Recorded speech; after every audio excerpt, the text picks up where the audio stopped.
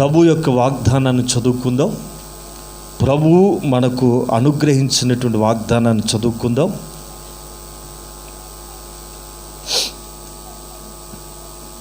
దినవృత్తాంతాల మొదటి గ్రంథం first Chronicle 17వ అధ్యాయం 13వ వాక్యాన్ని చదువుకుందాం. దినవృత్తాంతాల మొదటి గ్రంథం first Chronicle chapter 17 and verse 13. 17వ అధ్యాయం 13వ వాక్యం ఒకసారి తీసి అందరూ బైబిల్లో గమనించండి.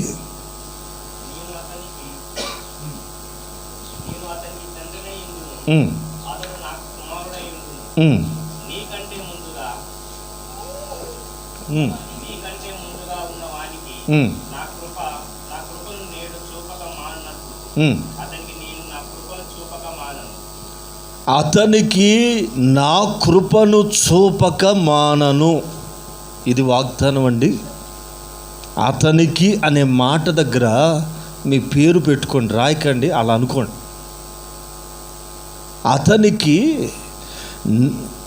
అతనికి నేను కృప చూపక మానను. ఇది వాగ్దానం. ఆ మాట మీద చేతులు పెట్టాలి. కృప చూపటం మానను అనే ఆ వాగ్దానాన్ని మీరు స్వతంత్రించుకుంటూ ఆ మాట మీద చేతులుంచి ఒక చిన్న ప్రార్థన చేద్దాం. ప్రేమగల తండ్రి, ప్రభువా, పితరులతో సెలవిచ్చిన వాగ్దానం ఈ నెల ప్రారంభంలో మీరు మా పక్షంగా ప్రారంభిస్తున్నందుకు స్తోత్రాలు. కృప చూపక మాననని మీరు ఇచ్చిన ఈ మాట కొరకు స్తోత్రాలు.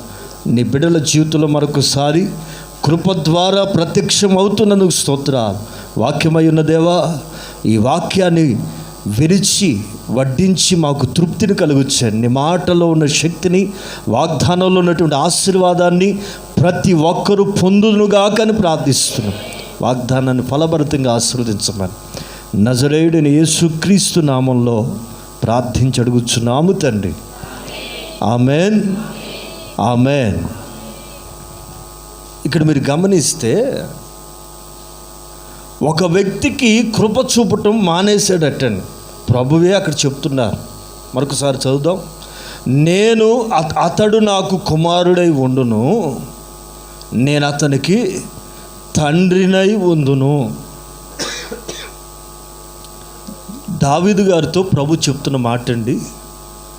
సొలొమోను గురించి దేవుడు మాట్లాడుతున్నాడు. నేను అతనికి తండ్రినై ఉంటా. ఇప్పుడు వరకు నీవు భూ సంబంధమైన తండ్రివి, నువ్వు వెళ్ళిపోబోతున్నావు, ఎవరు నా కుమారుని నడిపిస్తారని దిగులు పడుతున్నావేమో. నేను అతనికి తండ్రినై ఉంటా. మనకు ఒక తండ్రి ఉన్నాడండి. తల్లి ఉంది, తల్లి సంఘం. తండ్రి మన ప్రభు. ఆ తండ్రి ఎప్పటికీ ఉండేవాడు. ఇక్కడ ఉన్నప్పుడు మనతో ఉంటాడు. ఈ లోకాన్ని విడిచిన తర్వాత కూడా మనతోనే ఉండే తండ్రి, పరలోకపు తండ్రి, heavenly father, spiritual father, physical father. ఈ వ్యత్యాసం గుర్తుపట్టాలి. హెవెన్లీ ఫాదర్, పరలోకపు తండ్రి. అందుకే సొలొమోను గురించి ప్రభు అంటారు, నేను అతనికి తండ్రినై ఉంటా.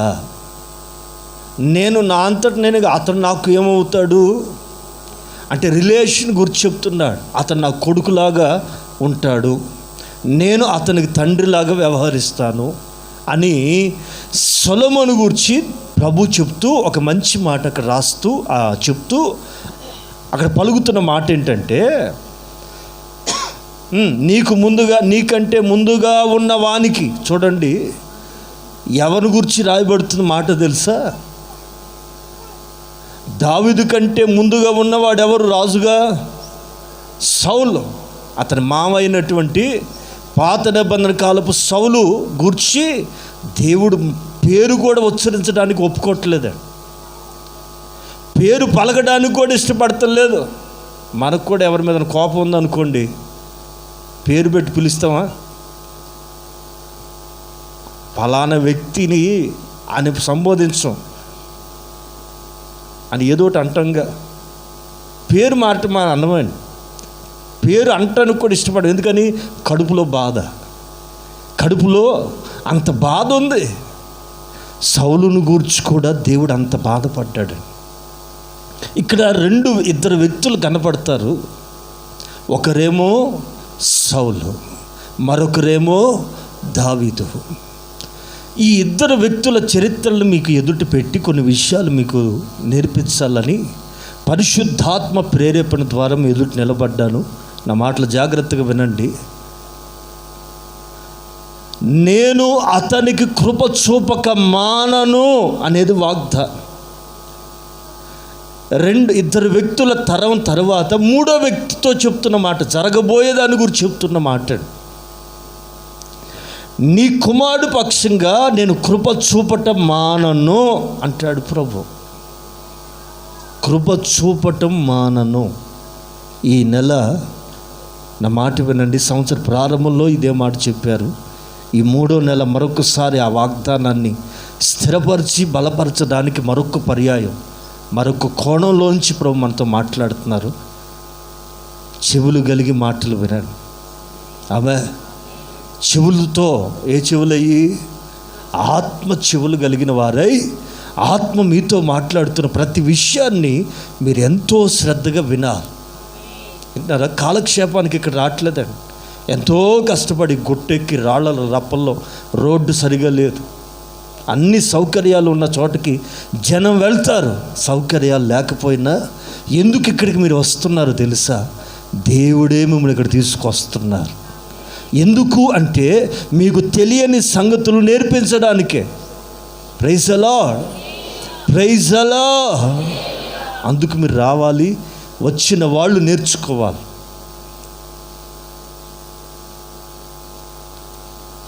నా హృదయమెంతో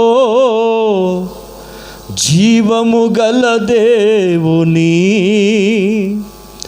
దర్శింపానందముతో కేకలేయుచున్నది. నా హృదయమెంతో జీవము గల దేవుని దర్శింపానందముతో కేకలేయుచున్నది. నా దేహమెంతో నీకై ఆశించే, నా దేహమెంతో నీకై ఆశించే శాశ్వత కృపను నేతాలంచగా కానుకానైతిని నీ సన్నిధిలో. కానుక స్వరమెత్తండి. శాశ్వత కృపను నేతాలంచగా భక్తిహీనులతో నివసించుట కంటెను నీ మందిరావరణములో. భక్తిహీనులతో నివసించుట కంటెను నీ మందిరావరణములో. వేయి దినాల కంటే శ్రేష్టమైనది, వేయి దినాల కంటే శ్రేష్టమైనది శాశ్వత కృపను నేతాలంచగా కానుకానైతిని నీ సన్నిధిలో. కానుక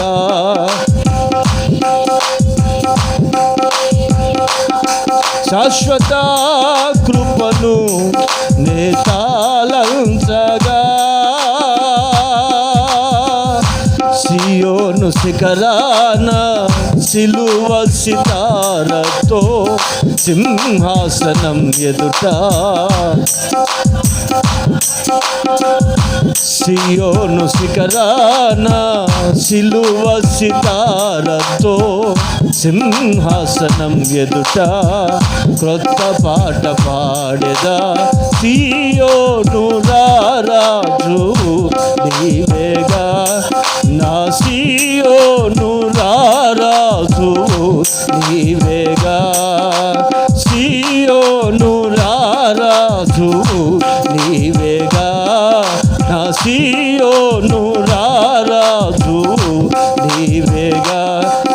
శాశ్వత కృపను నే తాళంచగా కానుకానతిని నీ సన్నిధిలో, కానుకానతిని నీ సన్నిధిలో, శాశ్వత కృపను నే తాళంచగా. హల్లెలూయా, హల్లెలూయా. కృప ఒక తరంతో మొదలై ever and ever for ever, ఒకరితో మొదలై పిల్లల పిల్లల పిల్లల పిల్లలు అనుభవించవలసింది కృప. ఈ తరంలోనైనా శాపము మన మీద తొలగిపోవునుగాక, కృప మన మీద నిలుచునుగాక, పిల్లల పిల్లల పిల్లలకి అది సంప్రాప్తించునుగాక. ఆమేన్. జాగ్రత్తగా వినండి. ఇద్దరు వ్యక్తులు ఇక్కడ కనబడుతున్నారు. ఒక కుటుంబంలో వ్యక్తులే, ఒక కుటుంబంలో ఉన్న ఇద్దరు వ్యక్తులు మనకి ఇక్కడ కనపడుతున్నారండి. ఒకరేమో దావీదు, మరొకరేమో వాళ్ళ మామ అయినటువంటి సౌలు. ముందు ఎన్నుకున్నది ఎవరిని? దేవుడు చెప్పాలా కదండి. ఇద్దరిని కూడా దేవుడే ఎన్నుకున్నాడు, ఇద్దరిని కూడా దేవుడే పిలిచాడు, ఒక పని కొరకు పిలిచాడు. ఇద్దరు పోలికలు సమానంగా ఉంటాయి, ఎక్కడెక్కడో దాక్కున్నారండి. దేవుడిని నన్ను ఎన్నుకోవాలని వాళ్ళేం ఆరాటపడలేదు, దేవుడు సెలెక్ట్ చేస్తే బాగుండు అని కోరుకోలేదు. సెలెక్టెడ్ వేరు, ఎలక్టెడ్ వేరని. అదే ఇంకొన్ని అప్పుడప్పుడు ఇలాంటి ఇంగ్లీష్ పదాలు చెప్తేనే మీకు అర్థం. సెలక్షన్ వేరు, ఎలక్షన్ వేరు. ఎలక్షన్ మీరు ఓటు ఎట్టేస్తారు, ఇష్టం ఉన్నా లేకపోయినా వేయాలంతే, లేకపోతే మురిగిపోద్దని భయం. ఇష్టపూర్వకంగా కాదు, కానీ సెలక్షన్ మాత్రం ఇష్టమైందే. పద్దేస్తారా ఇక వీళ్ళకి చెప్పాలా. ఆ షాపులకు పోతే తలకాయ నొప్పి. మా పాస్టర్ అట్లాంటిది కాదనుకోండి, త్వరగా బయటకు వచ్చేస్తుంది అనుకోండి. విన్నారండి, కొంతమంది చూస్తే టిఫిన్లు పట్టుకుని ఉంటారు, కొంతమంది అక్కడ మగోడు. ఏమిరా బాబు అంటే మేము పొద్దున వచ్చాము సార్, ఆకలికి బాక్స్ కూడా తెచ్చుకున్నాం, షుగర్ పేషెంట్ని, మా ఆవిడది ఇప్పుడు అవ్వదు సార్, సాయంత్రం అవుతుందట, ఎందుకు వచ్చిన గొడవలను మూల కూర్చుని తింటా కూర్చుంటే ఓరు బాబోయ్ ఇది కూడా పెద్ద ఆర్టే అని అనిపిస్తుంది. వింటున్నారండి. సెలక్షన్ వేరు. 10 తీస్తారా, 5 తీస్తారు. ఈ 5లో అన్నీ బాగానే ఉన్నాయి, ఏది కావాలి? ఇది ఒక పెద్ద తలకాయ నొప్పి. 10లో 5, 5లో 3, 3లో 2, ఈ రెండిట్లో ఒకటి తేల్చుకుని వచ్చేసరికి పెద్ద యుద్ధం జయించినట్టే కదా. సెలక్షన్ వేరండి, ఎలక్షన్ వేరు. దేవుడు మనల్ని సెలెక్ట్ చేసుకున్నాడు. Chosen generation. ఈ తరంలో మనల్ని దేవుడు సెలెక్ట్ చేశాడు, ఎన్నుకున్నాడు. మనల్ని ఒక్కొక్క కుటుంబంలోంచి సెలెక్ట్ చేశాడు. నిజంగా దేవునికి స్తోత్రం. మనం రుణపడి ఉన్నాం. మనం వీఆర్ సెలెక్టెడ్. ఎవరి ద్వారా? దేవుడే. ఇద్దరు కూడా మరుగై ఉన్నారు ఆ కుటుంబాల్లో. సౌలు చరిత్ర మీరు గమనిస్తే సమూయేలుతో చెప్పాడు, ఈ ప్రజలు కోరుకుంటున్నారు సకల లోక మర్యాద చొప్పున, సమూయేలు గారు మాకు ఒక రాజు కావాలండి. అంటే పిచ్చోళ్ళారా, మీకు రాజు ఎందుకురా, దేవుడు ఉన్నాడు. లేదో సకల లోక మర్యాద చొప్పున మాకు ఒక రాజు కావాలి అని వాళ్ళంతటా వాళ్ళు కోరుకున్నారు.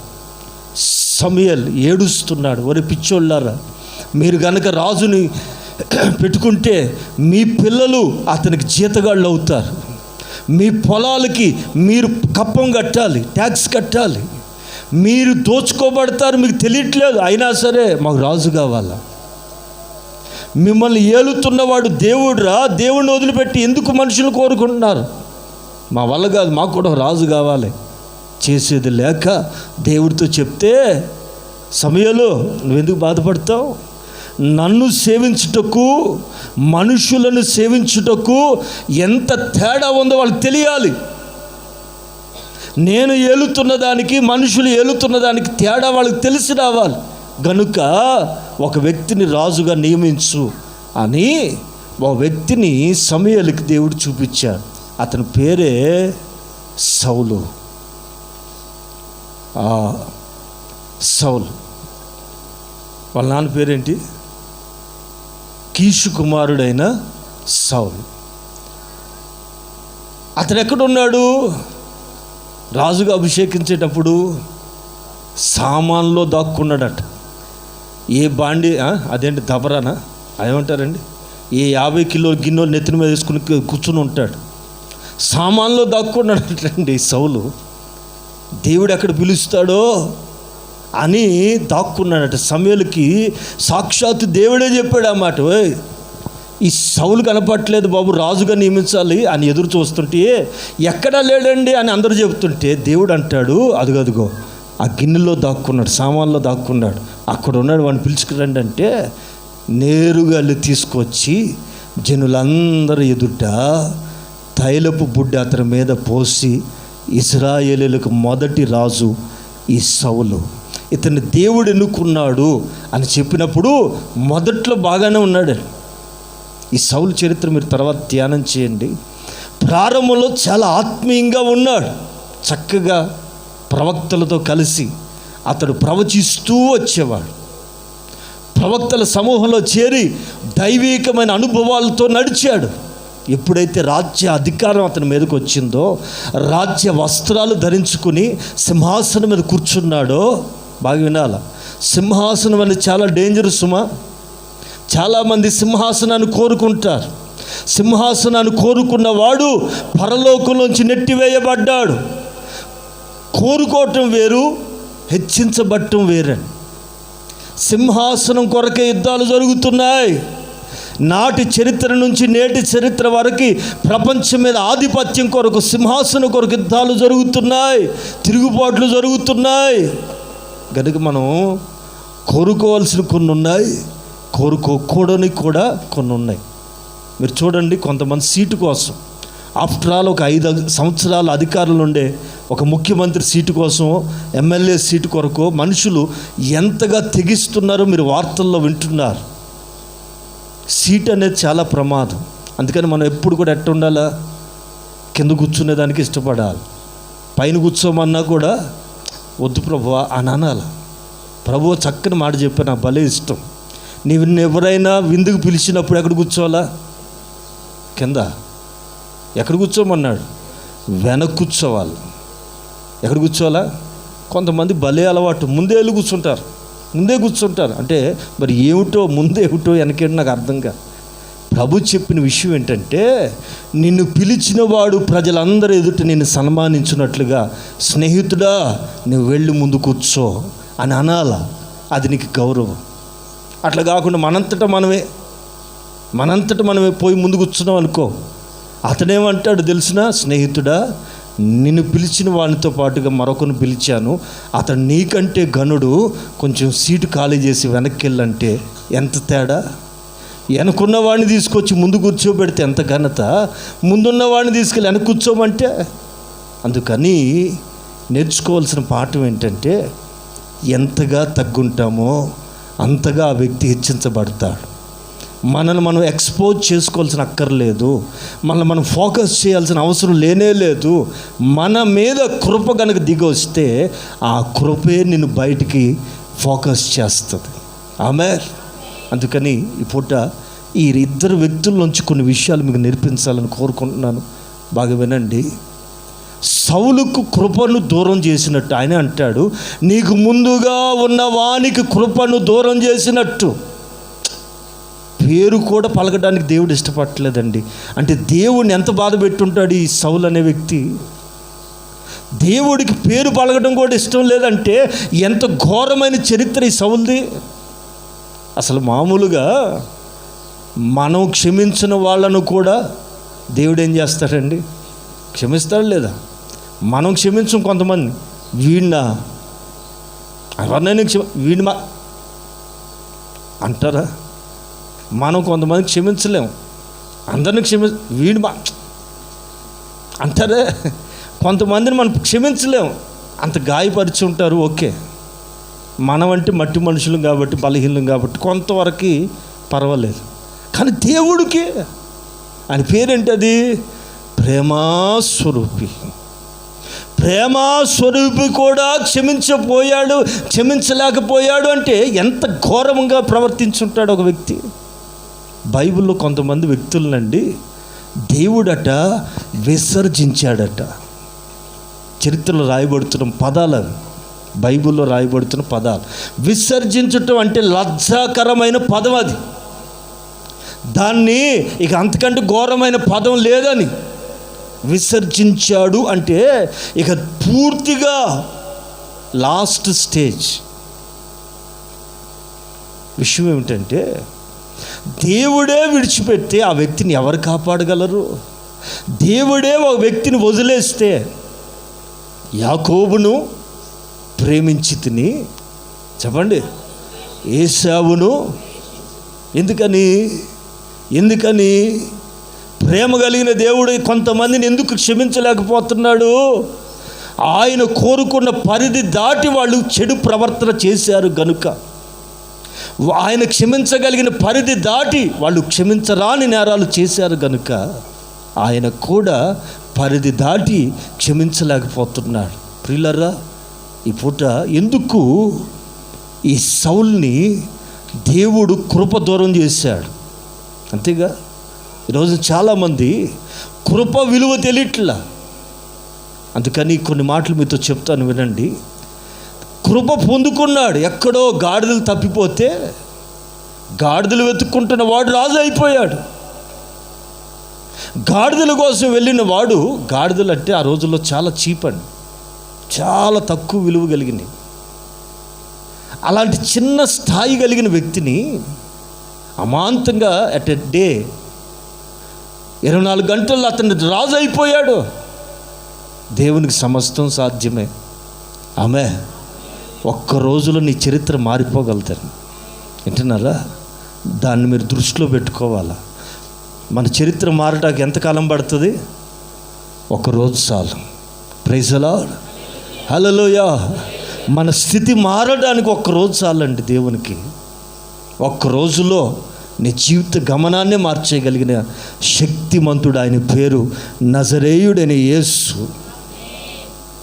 గాడిదల కొరకు వెళితే దేవుడు ఆ వ్యక్తిని ఎన్నుకొని రాజును చేశాడు. మొత్తానికి పరిపాలన ప్రారంభించాడు. చదువుదాం. సమూయేలు మొదటి గ్రంథం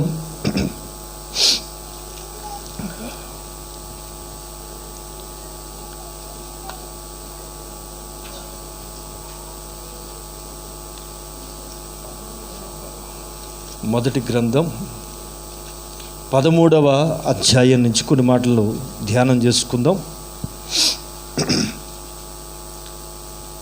1 Samuel chapter 13 from 1. త్వరగా.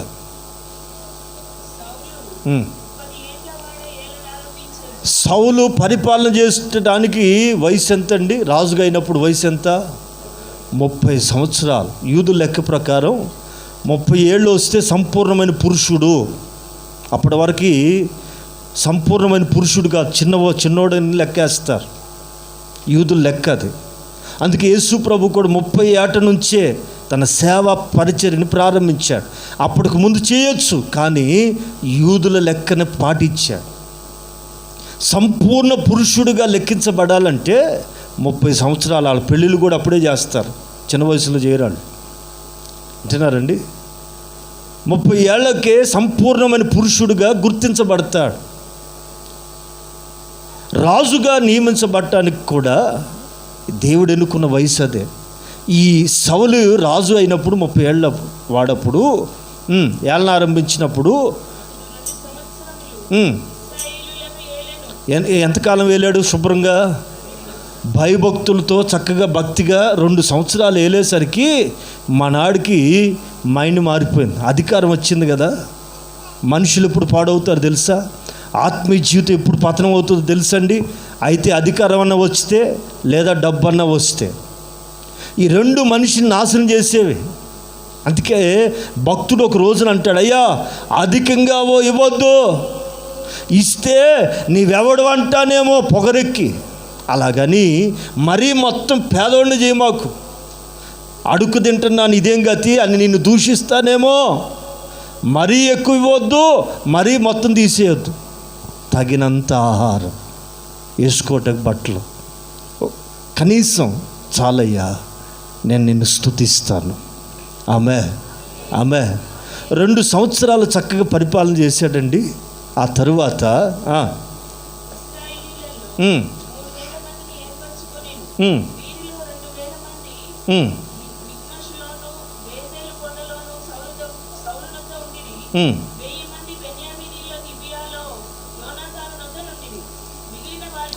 సైన్యాన్ని ఎంతమంది తయారు చేశాడు? మొట్టమొదట 3,000 మంది చాలు అనుకున్నాడు తనకి.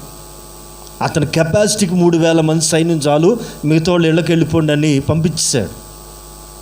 అతను చూడండి ఎంత ధైర్యం.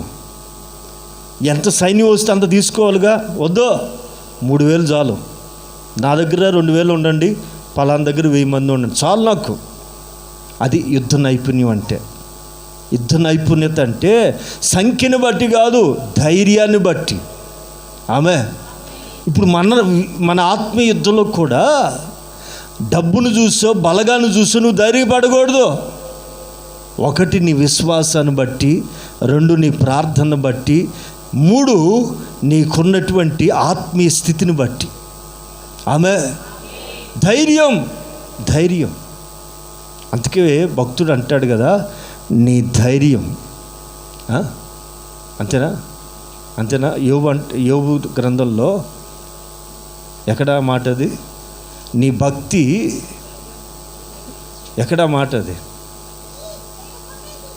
సరే, ఎక్కడో చోట ఉంది కదా. Praise the Lord. నీ భక్తి నీకేం పుట్టించాలి? చెప్పాలా? మరి ఎందుకు అధైర్యం? పనులు లేవని ఎందుకండి అధైర్యం? ఇబ్బంది పడుతున్నామని ఎందుకు అధైర్యం? డబ్బులు లేవని ఎందుకు కలవరం?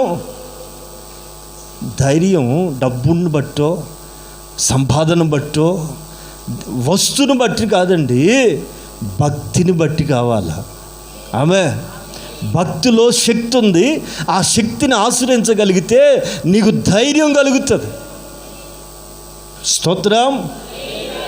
మొత్తానికి 3,000 సైన్యాన్ని తీసుకుని యుద్ధం చేయటం మొదలుపెట్టాడు సౌలు. రాజుగారు కదా, శత్రువులు మీద పడినప్పుడు ఏం చేయాలి? రాజు తప్పనిసరిగా యుద్ధం చేయాలి. ప్రతి రాజు అనేవాడికి యుద్ధమును గూర్చిన ధైర్యం ఉండాలి, ఎప్పుడు వచ్చినా రెడీగా ఉండాలి. సరే, కొంచెం ముందుకెళ్తే 13వ అధ్యాయం 5వ వాక్యం చక్కగా చదవాలి.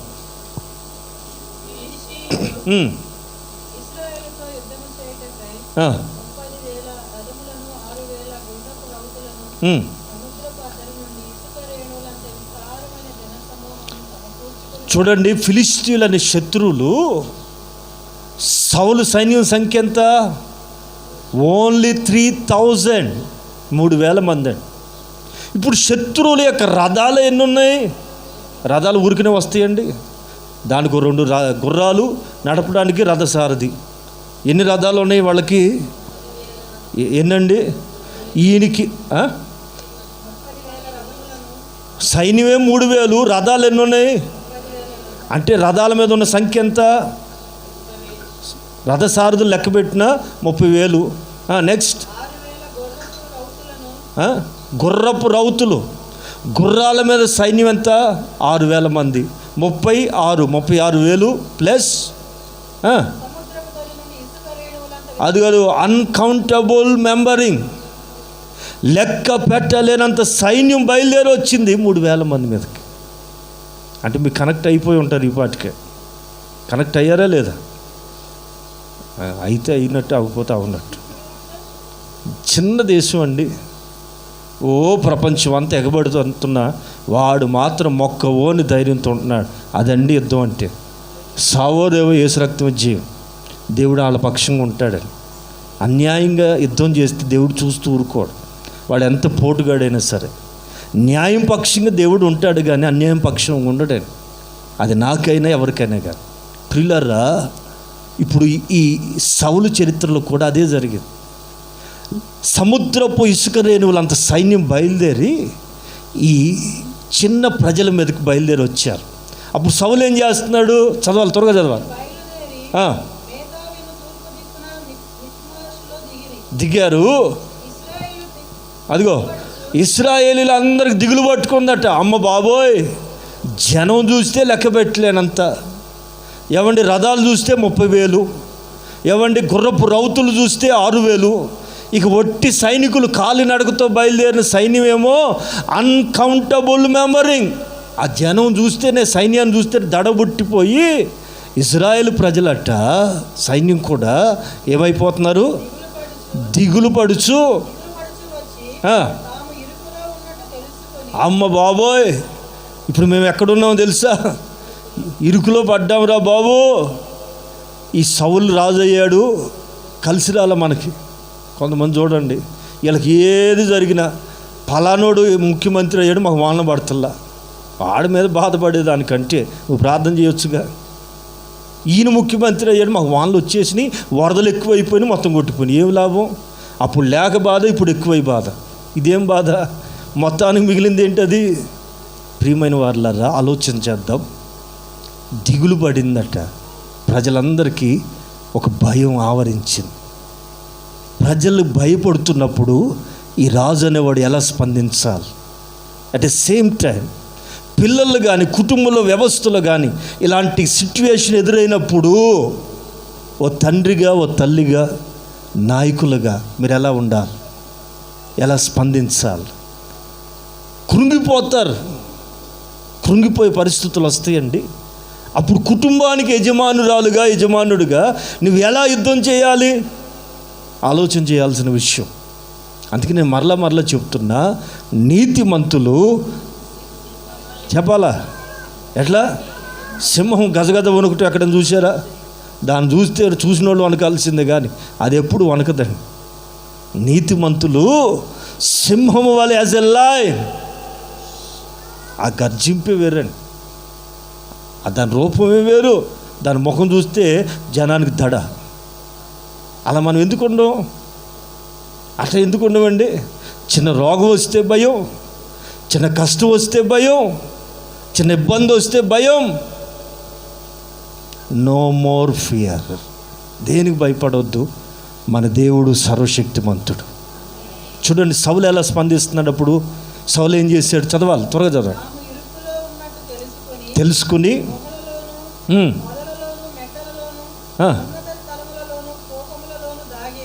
ప్రజలందరూ కూడా దాక్కుంటున్నారట. భయము చేత కృంగిపోయి గుహల్లోకి, పొదల్లోకి ఎక్కడ అవకాశం ఉంటే అక్కడ పారిపోయి దాక్కుంటున్నారట జనం అంతా కూడా. అప్పుడు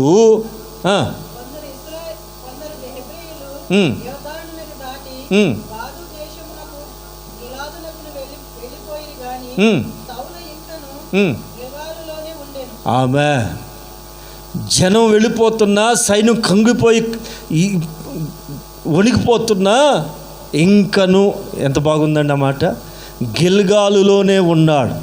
బాగానే ఉంది.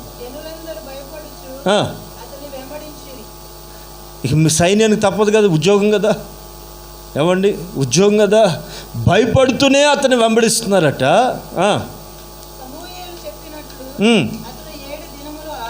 అది కాదు, సమూయేలు చెప్పాడు, నేను వచ్చి మీ కొరకు బలి అర్పిస్తా, అప్పుడు యుద్ధానికి వెళ్ళమని చెప్పాడు. ఏం చెప్పాడు సమూయేలు? నేను వచ్చి మీ పక్షంగా బలి చెల్లించి ప్రార్థన చేసి పంపిస్తా, అప్పుడే 7 రోజుల అది కాదు, 7 రోజులు ఓపిక పట్టాడండి సమూయేలు. సౌలు నేను వచ్చి ప్రార్థన చేసి పంపిస్తాను అన్నాడండి సేవకుడు. ఆగాల లేదా? 1 రోజు చూశాడు, 2 రోజులు చూశాడు, 3 రోజులు అయిపోయింది, 5 రోజులు అయిపోయింది, 6, 7 రోజులు అయిపోయింది. అప్పటికి జనం ఏమనుకుంటున్నారు తెలుసా? రాజు అనేవాడు ఏం చేయాలా? ఆఫ్టర్ ఆల్ ఒక సేవకుడు ప్రార్థన చేయకపోతే ఏమైందంట? వాళ్ళు వచ్చి మీద పడుతుంటే, దేశం నాశనం అవుతుంటే రాజు అనేవాడు ఏం చేయాలి? యుద్ధానికి వెళ్ళాలి కదా అని తలొక్క మాట అంటుంటే, ఆ మాటలు విని ఈ సౌలుకి బీపీ లేచిపోయి, మనం చేయలేమా ఈ పని? గొర్రెను చంపటం, రక్తం తీసుకెళ్ళి చిమ్మటం, దాన్ని తీసుకెళ్ళి తగలబెట్టడం, ఆఫ్టర్ ఆల్ ఈ పని నేను చేయలేనా అని చెప్పి చదవాలి. రాకపోవుట చూచి, అదిగో జనం వెళ్ళిపోతున్నారట. రాజా, నువ్వేదో పెద్ద మొనగాడు అనుకున్నావు, పెద్ద రాజు అనుకున్నావు, రాజుకున్న లక్షణాలే లేవు నీకు, చిపా అని ఎవరి కాళ్ళు వెళ్ళిపోతున్నారట. మనుషులకు ఉన్న పాడుబుద్ధి ఏంటంటే, ఒకడు మంచో చెడు ఒకడు దారి పడితే మిగతా వాళ్ళందరూ ఏం చేస్తారండి చెప్పాలా? సింహంలాగా వెళ్ళిపోతూనే ఉంటారు. వచ్చిన అట్లాగే ఉంటుంది, పోయిన అట్లే ఉంటుంది. యేసు రక్తం ఇచ్చి విన్నారా? జనులందరూ వెళ్ళిపోవటం చూసాట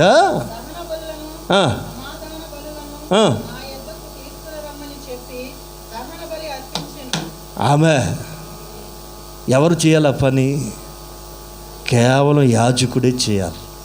మరల చెప్తున్నాను వినండి, ఎవరు చేసే పని వాళ్ళే చేయాలి. దేవుడు ఎవరికి ఏ పని చెప్తే ఆ పని చేయాలి. ఎవరి పని వాళ్ళు చేయాలి.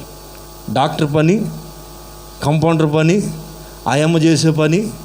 నేను డాక్టర్, నాకు అన్నీ వచ్చా అని పాకి పని చేశాడు అనుకో అని డాక్టర్ అంటారండి. ఈమె గారు నాకు కూడా కోట్ వేసుకోవాలనిపించింది అని ఈ ఆయమ్మ పోయి డాక్టర్ కోట్ వేసుకుని మెడలో స్టెటోస్కోప్ చూస్తారా అంటే వెళ్తారా మీరు? ఎవరి పని వాళ్ళు చేయాలి. ఆమె 7 రోజులు చూశాడండి, ఓపిక నశించి జనం వెళ్ళిపోతాం చూసి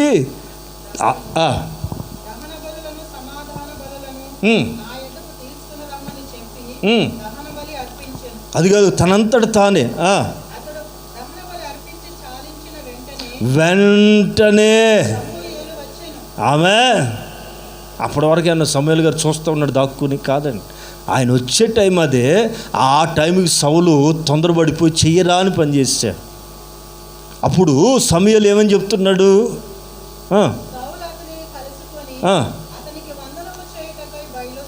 బయలుదేరగా రాజు కూడా ఏం చేస్తున్నాడండి? సేవకుడికి ఏం చేస్తున్నాడు? సమూయేలు గారు వందనాలండి అని చెప్పడానికి పరిగెత్తుకుంటూ వస్తున్నాడు. వస్తుంటే సమూయేలు ఏమని చెప్తున్నాడు అతనితో? సౌలా, నువ్వు చేసిన పని ఏంటి అని గద్దించాడు.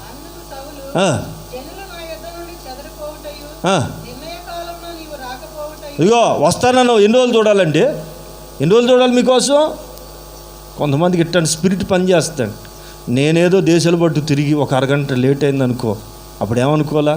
మా పాస్టర్ గారు ఎక్కడికి పోయి ఉంటాడులే, వచ్చేదాకా ఆగుదని.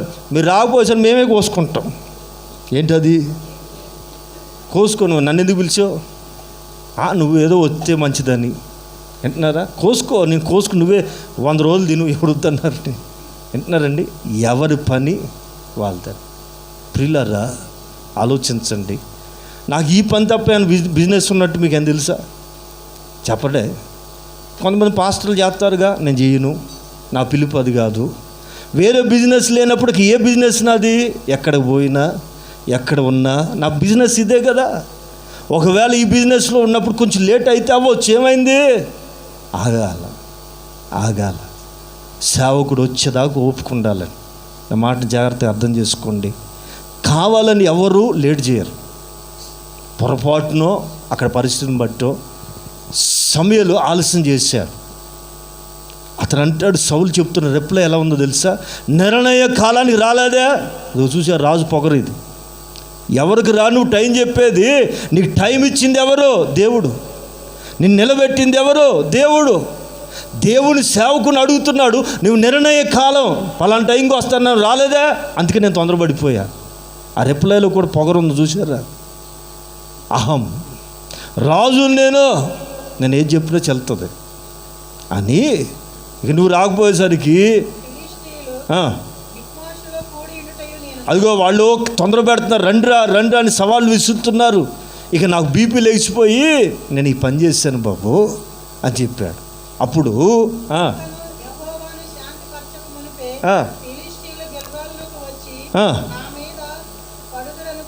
అదిగో నువ్వు లేట్ చేసావు, వీళ్ళేం తొందరపడిపోతున్నారు, ఇప్పుడు శత్రువులు వచ్చి మీద పడతారో ఏమో. జరిగిందా? కొంతమందికి ఇదేనండి, జరుగుద్దేమో అనుకుని నేను ఈ పని చేశా. మీద పడతారేమో అనుకుని అంటే మన ఆలోచనల్లో కూడా నెగిటివ్ థింకింగ్ ఉండకూడదండి. వింటున్నారా? నష్టపోతానేమో అనుకుని పని చేశానండి. ఇది జరుగుద్ది అనుకోవద్దు నువ్వు ఏది కూడా. ఈవెన్ యువర్ డ్రీమ్, యువర్ ఇమాజినేషన్లో కూడా నష్టం జరుగుతుందని థింకింగ్ కూడా రాకూడదని. అది విశ్వాసం అంటే. ఆమె విశ్వాస జీవితం అంటే ఏంటనుకుంటున్నారు? ఇప్పుడు కరోనా దెబ్బకి అందరూ కుదేలు అయిపోయారా? ఎక్కడ పనులు లేవు, బిజినెస్లు లేవు. వాస్తవమే. నువ్వేమనుకుంటున్నారు ఇప్పుడు? ఇది బాగోలేదు, ఇది అయ్యేటట్లేదు, ఇది మానేద్దాం, ఇంకోటి మొదలెడదాం. అదేమో క్లిక్ అవుతుందా? నీకు తెలిసిన దానిలోనే రాణించకపోతే తెలియని దానిలో ఎలా రాణిస్తావు? అందుకని నువ్వు ఎక్కడ అడుగు పెట్టినా సరే, ఏ రంగంలో ఉన్నా సరే, అక్కడే దేవుడు నిన్ను లేపగలడు. ఆమె ఎక్కడ అడుగు పెట్టావు, అక్కడ నష్టపోయావు, అక్కడి నుంచే మరలా నిన్ను లేపగలడు. అందుకని నా మాటలు జాగ్రత్తగానండి. సౌలు చెప్తున్న జవాబు, నీవు నిర్ణయ కాలానికి రాలేదుగా. ఫిలిష్తీయులేమో వచ్చి మీద పడుతారేమో అనుకుని నేనేం చేశాను? అదిగో చెప్పమ్మా, చదవమ్మా. అదిగో నా అంతట నేను సాహసం చేశాను. ఎవరితో చెప్తున్నా ఈ మాట? దేవుని సేవకుడితో చెప్పకూడని మాట అది. చెబుతున్నాడంటే ఎంత ధైర్యం! నేను రాజునే, నాకు ఎదురు ఎవరు చెప్పకూడదు. ఇప్పటికే 3 ఏళ్ళకి ముదిరిపోయాడు సౌలు. వింటున్నారండి? సీట్ ఎక్కి 3 సంవత్సరాలు కాల పట్టుమని 3 ఏళ్ళకే ముదిరిపోయి సమయలు అంటాడు, నా అంతట నేనే సాహసించి. ఆ జవాబులో కూడా ఎంత టీవీయో. నా అంతట నేనే సాహసించి దహన బలులు అర్పించేశాను అని చెప్పాడు. అప్పుడు సమయలు అంటాడు, ఇదిగో జాగ్రత్త, నీకు ఇచ్చిన ఆజ్ఞ నువ్వు మీరావు, గైకొనక. రాజా, అవివేకపు పని చేసావు. వివేకం కలిగిన పని కాదు ఇది. అవివేకపు పని చేసేటివి. దేవుడు అనుకున్న నాతో చెప్పిన మాట ఏంటంటే, ఆ మాట తెలుసుకుని వచ్చేదానికి లేట్ అయింది. దేవుడిని గురించి చాలా విషయాలు చెప్పాడు. రాజ్యాన్ని నీకు, నీ సంతానానికి స్థిరపరచాలని ఆయన కోరుకున్నాడు. ఎంతకాలం? అండర్లైన్. దేవుని ఉద్దేశం ఏంటి సౌలు పట్ల? ఇతని తరమే కాదు, తరతరాలు. ఆమె ఎన్నుకున్న వాని కుటుంబాన్ని గూర్చి దేవునికి ఒక ఆలోచన ఉందండి. ఆ ఆలోచన నెరవేర్చాలని ఆయన ఆశపడితే, ఈ సౌలు తన చర్యలను బట్టి, తను చేసిన తెలుగు తక్కువ పనులను బట్టి ఏం చేశాడు తెలుసా? సమూయేలు అంటాడు, ఇదిగో రాజా, దేవుడు నీ రాజ్యాన్ని, నీ సింహాసనాన్ని సదాకాలము స్థిరపరచాలని కోరుకున్నాడు. అయితే ఇదిగో ఇక రాజ్యం నిలబడదు, నీకు నిలబడదు. చిత్తానుసారమైన మనసు గలవానిని మరొక్కడిని కనుగొన్నాడు. ఫస్ట్ నిన్ను కనుగొన్నాడు. You have lost your grace. నీవు నీ కృపను పోగొట్టుకున్నావు. దేన్ని బట్టి? చేసిందేంటి? ఎవడు చేయాలో ఆ పని వాళ్ళే చేయాలి. ఈవెన్ రాజుకి అనుమతి లేదని. రాజులను సహితం అభిషేకించేవాడు సేవకుడు. రాజుకు పెళ్లి చేయాలంటే వాళ్ళు చేసుకోలేరు. ఎవరు కావాలి? ప్రిన్స్, ఆమె పేరేంటండి? ప్రిన్స్ రాజ్యపుర ఎవరా? ఎలిజబెత్. చెప్పండి, ఎలిజబెత్ టైలరా? టైలరా? వాచ్మెన్ అండి, టైలర్. ఆమె కొడుకు పెళ్లి చేయాలన్నా ఆమె చేయొచ్చుగా. అది సేవకుడికి ఇచ్చిన దేవుని అధికారం. ఆమె రాజు అయినా సామాన్యుడైనా సమానంగా సేవ చేసేవాడు సేవకుడు. చూడండి, రాజా, దేవుడు కోరుకున్నాడయ్యా, కానీ నువ్వు దాన్ని పోగొట్టుకున్నావు. దేన్ని బట్టి? ఆయన ఆజ్ఞలు నీవు గై కొనలేదు. ఏం చేసావు? పాయింట్ ఏంటి? ఆజ్ఞని గై కొనాలి. ఆజ్ఞను మీరితే కృప పోతుంది. ఏం పోతుందండి? కృపని పోగొట్టుకున్నాడు. ఇది మొదటిది. ఎట్లా? తాను చేయకూడని పనులు చేశాడు. తనకు సంబంధించిన పని కాదు అది, తను చేయకూడదు, అది తెలుసు అతనికి. అయినా అతను అంటాడు, జనులు తొందరపడిపోతాను చూసి నువ్వేమో రావాల్సిన టైంకి రాలేదు, వాళ్ళ శత్రువులు తొందరపడుతున్నారు, ఏం చేయాలి అర్థం కాక బాగా వినాలి. ఎవరు ఎన్ని తొందరలు పెడుతున్నా, ఎవరు ఎన్ని రకాలుగా ప్రేరేపిస్తున్నా నీవు తొందరపడకూడదు. నీవేమిటో నీకు తెలిస్తే, నీవెవరో నీకు అర్థమైతే నీవు తొందరపడకూడదు. సౌలు అంటాడు, నా అంతట నేనే సాహసించి కార్యం చేశాను అంటే, సమూయేలు అంటాడు, పిచ్చోడా ఎంత అవివేక పని చేశావు. దేవుడు నిన్ను సదాకాలం స్థిరపరచాలని కోరుకున్నాడు, కానీ నువ్వు చేసిన ఈ పనికిమాలి పని వల్ల కృపను పోగొట్టుకున్నావు. ఇక రాజ్యము నీకు నిలబడదు. తన చిత్తానుసారమైన మరొకడిని దేవుడు ఎన్నుకున్నాడు. ఆమె ఇమ్మీడియట్లీ డెసిషన్. దేవుడికి పెద్ద టైం పట్టదండి కృపను పోగొట్టడానికి, మరొక వ్యక్తికి అప్పగించడానికి. అందుకని మనం ఏం చేయాలా, మనకివ్వబడిన కృపను మనం జాగ్రత్తగా కాపాడుకోవాలి. ఆమె నీకు ఇవ్వబడింది ఒక కృప. పాటలు పాడగలవా? నేను మరలా చెప్తున్నా, అలాంటి వాళ్ళు ఎవరు లేరు, కానీ మళ్ళీ చెప్తున్నా, దేవుడు మనకి ఏదైనా చిన్న వరం ఇస్తే, వింటున్నారా, పాటలు పాడే వరం కావచ్చు, చక్కగా ప్రార్థన చేసే వరం కావచ్చు, లేదా పరిచయం, వాట్ ఎవర్ అది కృప. అది దాన్ని బట్టి నువ్వు ఆనందించాలి, కానీ అతిశయించకూడదు. అర్థమవుతుంది కదండి? అతిశయించకూడదు, కృపను బట్టి ఆనందించాలి. ఆమె రెండోది, మొదటిది అవిధేయత. రెండోది ఇదే సౌలు మరొక పెనుగుమాలు పనిచేశాడు. ఆ సమూయేలు మొదటి గ్రంథం 15వ అధ్యాయం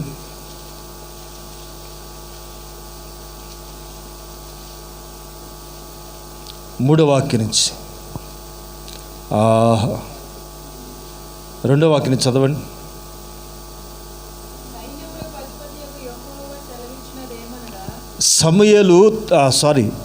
సౌలుతో దేవుడు పలికిస్తున్న మాట ఏంటంటే, సమూయేలు చెప్తున్నాడు మరొకసారి, ఏమనగా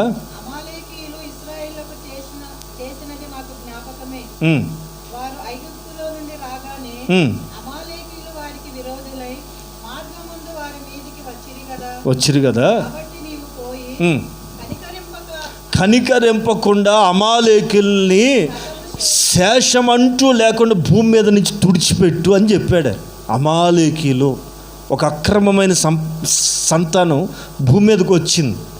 వాళ్ళు భూమి మీద అందరికీ హాని చేసేవాళ్ళు, మేలు చేసేవాళ్ళు కాదు.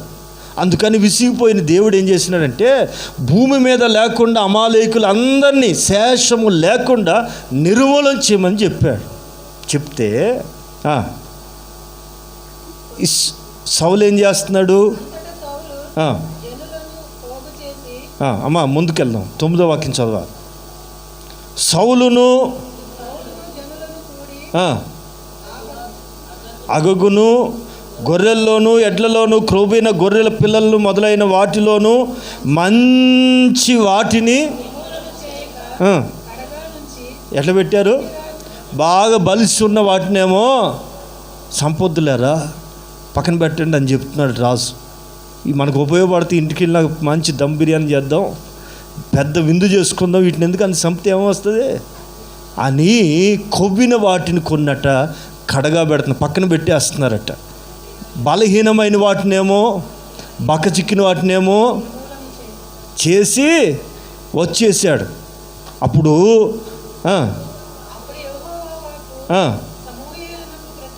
ప్రత్యక్షమై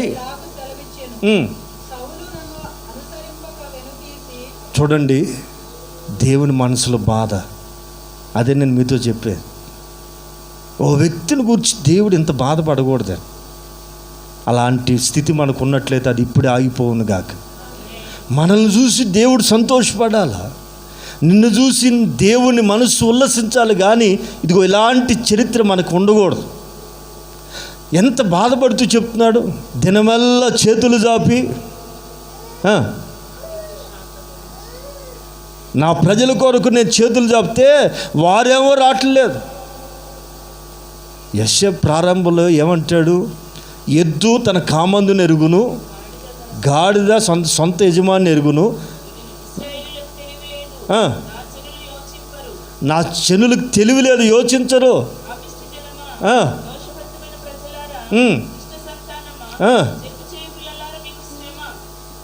ఎట్లాంటి మాటలు వాడుతున్నాడు చూడండి. దేవుడు కడుపు రగిలిపోయి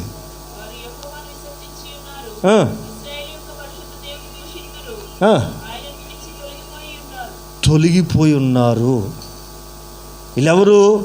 ఇశ్రాయేలీలు, జీవము గల దేవుని పేరు పెట్టబడిన వారు, నాకు జనులై ఉంటారని తనకు తాను ప్రతిష్ఠించుకున్న వాళ్ళు కూడా దేవుణ్ణి విడిచిపెడుతున్నారు. అందుకే ఆయన బాధ. ఎద్దు తన కామందు నెరుగుదును, కానీ నా ప్రజలకి నేను ఎవరో తెలియకపోవటం ఎంత బాధ, ఎంత బాధ. అందుకని ఈ పూట కొంచెం లోతుగా మంచి విషయాలు చెప్పి ముగిస్తాను, మీరేం కంగారు పడకండి. ఈ సౌలు గురించి రెండో చరిత్రలో ఇక్కడ కూడా మీరు గమనిస్తే నిర్మూలము చేయమన్నవి నిర్మూలన చేయట్లా. అసలు మొత్తం నిర్మూలన చేయమన్నప్పుడు ఏం చేయాలి? కళ్ళు మూసుకుని మొత్తం చంపాడేలా? మొత్తాన్ని నిర్మూలన చేయాలి కదా. సొంత తెలివి.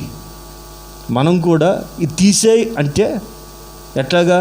ఇప్పుడు అబ్రహామునికి లేక లేక లేక లేక సంతానం ఇచ్చాడా? ఈ అబ్రహాం ఏం చేస్తున్నాడు? పిల్లలు పుట్టక ముందు ప్రేమ వేరండి, పిల్లలు పుట్టిన తర్వాత మన ప్రేమ అంతా కూడా మీకు తెలుసా, ప్రేమ అనేది ట్రాన్స్ఫర్ అవుతుంది. ప్రేమ అనేది ట్రాన్స్ఫర్ అవుతుంది.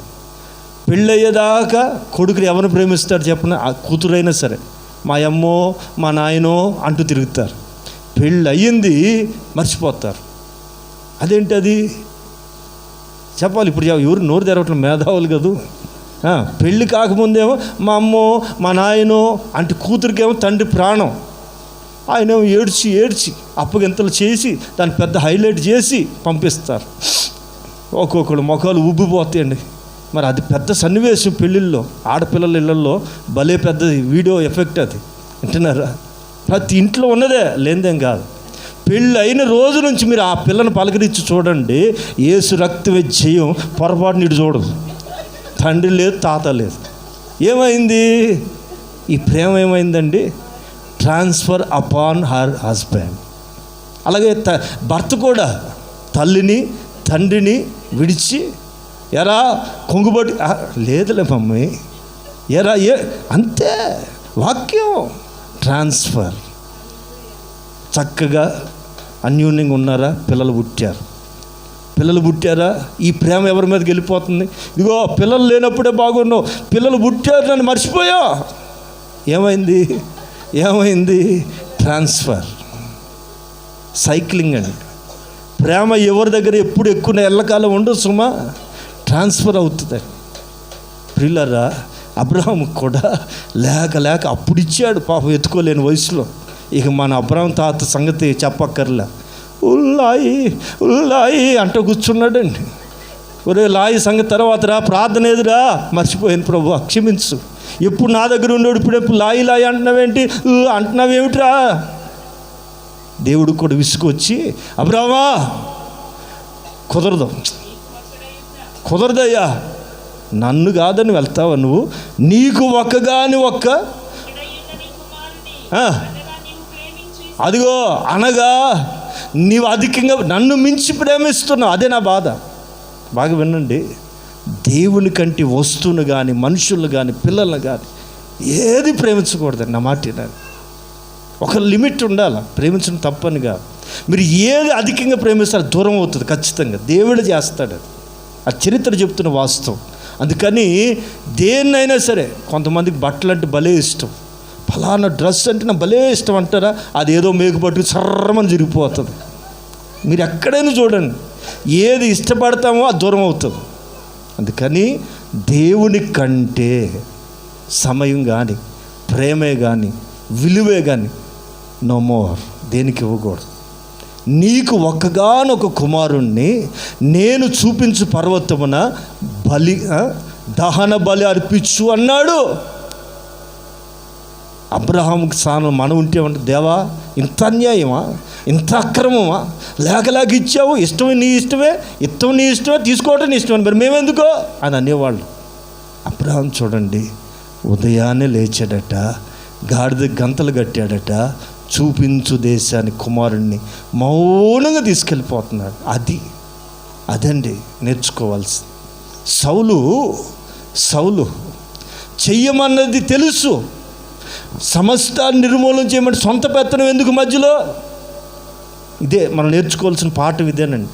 దేవుణ్ణి వెంబడించేటప్పుడు నీ అభిప్రాయానికి స్థానం లేదు, నీ కోరికకి అవకాశం లేదు. దేవుడు ఎలా నడవమంటే అలా, ఏది చేయమంటే అది చేయాలి, ఖచ్చితంగా చేయాలి. ఇక్కడ సౌలు బలహీనమైన వాటిని వధించాడట, బలమైన వాటిని మాత్రం దాచిపెట్టేశాడట. దాచిపెట్టి దానికి పెద్ద స్టోరీ చెప్తున్నాడండి. ఎవరికి?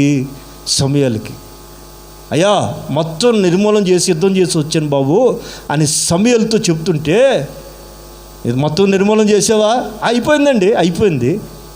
జాగ్రత్త, ఒక సౌండ్ వినపడుతుంది, నాకు వినపడకూడని శబ్దం వినపడుతుంది, మిగిలినవి ఏవో అరుపులు వినపడు. చదవండి ఆ మాట, చదవండి. ప్రత్యక్షమై వెనుక తీసి అంటలా, అనుసరింపక నన్ను వెనుతీసి గై కొనకపోయాను, నిర్ణయించినందుకు. అబ్బా ఎంత గొప్ప బాధ అండి దేవునికి. రాజుగా నిర్ణయం చేసినందుకు. అసలు సర్వజ్ఞాని, సర్వకాల సర్వజ్ఞుడైన దేవునికి కూడా నేను రాంగ్ స్టెప్ తీసుకున్నా, రాంగ్ డెసిషన్ తీసుకున్నానని బాధపడుతున్నాడు. ఎవరిని బట్టి? ముందు బిహేవియర్ ఒకటి, తర్వాత బిహేవియర్ మరొకటి. రాను రాను ఆత్మీయ స్థితిలో మార్పు రాకూడదు. సౌలు జీవితంలో జరిగింది అదే. అందుకే దేవుడు అంటాడు, అతడు నా ఆజ్ఞలు గైకొనక అతడు నన్ను వెంబడించుటలో వెనుదీశాడు. వెనుదీయటం అంటే సొంత మైండ్, సొంత థింకింగ్, ఓన్ థింకింగ్. దేవుడికి ఇది ఇవ్వాలని తెలుసు, దానిలో కొంత తీసేస్తేనో. ఇప్పుడు వాళ్ళెవరు? అకుల్లా చెప్పండి, ఇట్లాంటి మీరు చెప్పరు, నాతో చెప్పిస్తారు. అకుల్లా, ప్రిస్కిల్లా పొలం ఎంత అమ్మారు? అసలు భార్య తెలకుండా భర్త పొలం అమ్మగలడా? మీరు చెప్పండి. చెప్పరేమండి. ఏం చేశారు వాళ్ళు? పొలం అమ్మి అంత కాదు, తేవాల్సిన అంత కొంత. అదిగో చూసారా? ఎవరితో చెప్తున్నావు మరలా వచ్చి? సేవకుడికి ఏం తెలుసు, మేము అమ్మింది మేము చెప్పేవేంటి?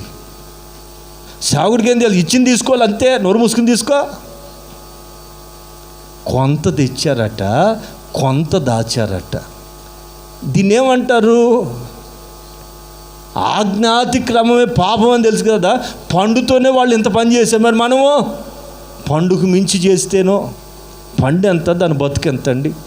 ఒక 5 నిమిషాలు మింగేసి అవతల పడేస్తాం. ఆకలితో ఉంటే 2 నిమిషాలు మింగేస్తాం, దానికి అంత టైమే. మరి దీన్ని ఏమంటారండి ప్రియులారా? అందుకే వాక్యాన్ని వెంబడించటం అంత ఈజీ కాదు.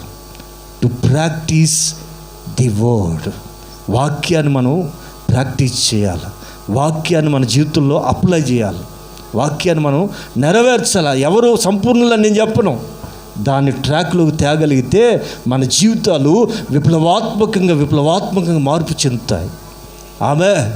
ఆమె పితరుల కాలం నుంచి నేటి వరకు మనం పొందలేకపోవటానికి కారణం ఏంటంటే వెనుతీయటం, ఆజ్ఞల్ని అనుసరించకపోవటం. తత్ఫలితంగా పొందవలసిన కృప దూరం అవుతుంది. అందుకని ఈ పూట జాగ్రత్తగా వినండి. సమూయేలు అంటాడు, సౌలా ఆ వినపడుతున్న రంకెలేంటి? చదవాలి ఆ మాట చదవాలి.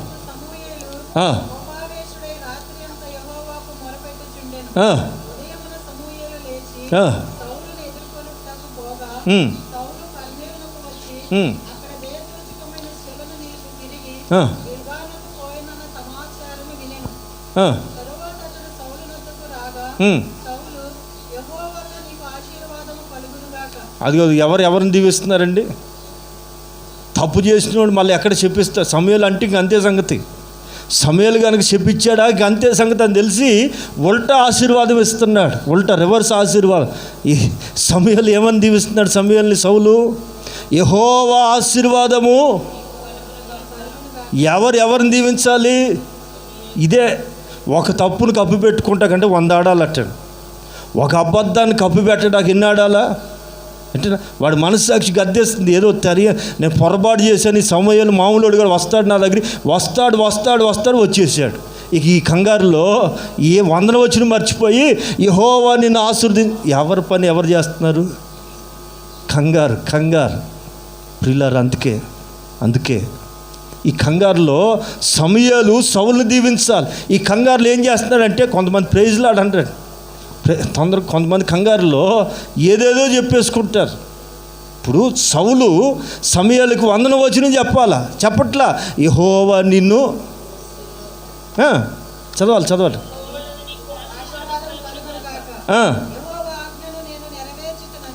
అది కాదు, కవరింగ్ అంటారండి దీన్ని. మన భాషలో సోపు రాసేస్తున్నాడు. నేను ఆజ్ఞ అంతా నెరవేర్చాను అడిగాడా సమయాలు? అడిగాడండి? అడగకుండానే అడిగినంత పని చేస్తున్నాడు. అంతా నెరవేర్చేశాను.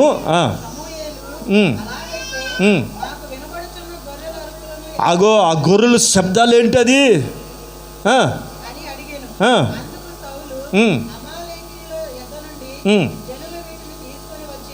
ఎడ్ల రంకెలు ఎక్కడవి? వినబడుచున్న గొర్రెల అరుపులు, ఎడ్ల రంకెలు ఎక్కడవి? మనోడు మంచి నాన్ వెజ్ ప్రియుడు అనుకుంటాడు. యుద్ధం జయించి వచ్చాడుగా, మరి ఎన్ని రోజులు విందు చేద్దాం అనుకున్నాడు. మొత్తం నిర్మూలన చేయరా అంటే సగం చేసి బలంగా బలిసిన వాటిని తెచ్చిపెట్టుకున్నాడు. తెచ్చి ఊరకనే ఉంటాయండి. ఈ ఎడ్లను కానీ గొర్రెలను కానీ ఆపటం ఎవరి తరంగా? అరుస్తూనే ఉంటాయి ఆకలి. వింటున్నారా? ఈ అరుపులు ఏమిటి అంటే ఇగో ఇతను చెప్తున్న సమాధానం నా కోసం తేలేదండి. నీ దేవుడైన యెహోవాకి అది ఈ జనం తెచ్చారండి, నేను తెమ్మల్లా. వింటున్నారా? కొంతమంది అవమ్మా పండెందుకు తిన్నా?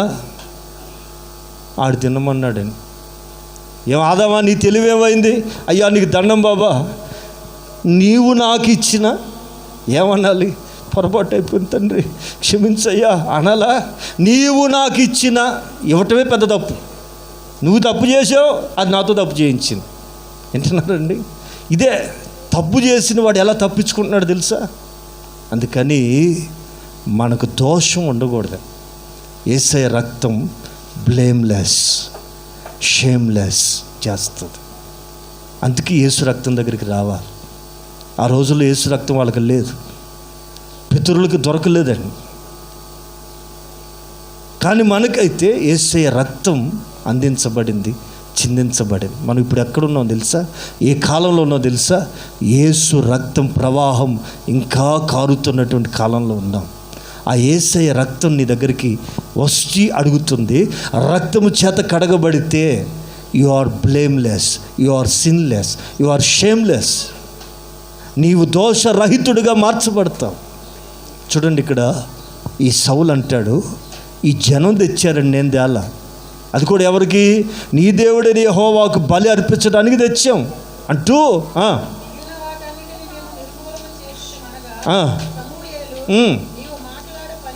ఇగో చూడండి, సమూయేలు కడుపు మండిపో. ఇక నువ్వు మాట్లాడాల్సిన పని లేదు. అదిగో నువ్వు చెప్పవసరం లేదా, అన్ని రాత్రి ఆయన చెప్పేసాడు.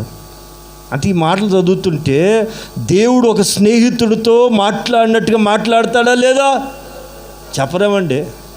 దేవుడు సమయాలతో ఎలా నువ్వు నువ్వు మాట్లాడు నోరుమై. రాత్రి దేవుడు అన్నీ చెప్పేశాడు నాకు. నువ్వు చెప్పక ముందు అన్నీ నాకు చెప్పాడు. ఎవరు? ఆమె. అంటే ఇప్పుడు ఈ మాట చదివితే మీకు ఎలాంటి కోరిక పుట్టాలి తెలుసా? ప్రార్థన చేసి మా ఇంట్లో ఏముందో చెప్పు. మీ ఇంట్లో ఏముందో నీకు తెలియదు, నేను చెప్పాలా? నీకు తెలీదు. దేవుడేం బయలుపరిచాడు చెప్పు. ఆమెతో చెప్పినోడు నీతో చెప్పడా? రాత్రంతా సమయాలతో మాట్లాడిన వాడు నీతో మాట్లాడ్డా? రాత్రంతా యాకోబుతో మాట్లాడిన వాడు మనతో మాట్లాడ్డా?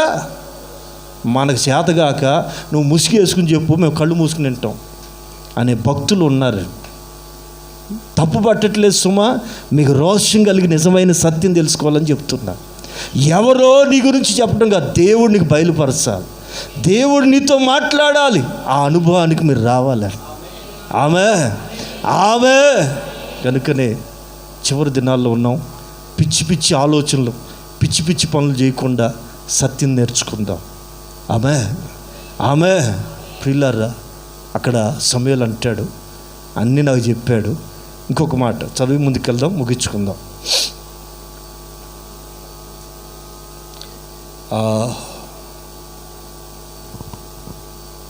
16వ అధ్యాయం దానికంటే ముందు 15, 19 చదువుదాం.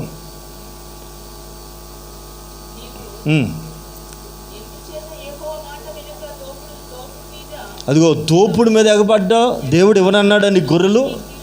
దేవుడు ఎవరన్నాడా నీకు ఎడ్లు కావాలంటే? ఎందుకు దోచుకోబడిన వాటి మీద ఎగబడ్డావు? చూడండి ప్రవక్త ఎలా మాట్లాడుతున్నా. నీకేం కర్మ వచ్చిందిరా, నువ్వు రాజువి, కావాలంటే నీకు 100 కొలది ఫ్రీగా వస్తాయి, నువ్వు చంపమంటూ చంపకుండా ఎందుకు వచ్చావు అంటూ కొన్ని మాటలు చెప్తాడు. 22వ వాక్యం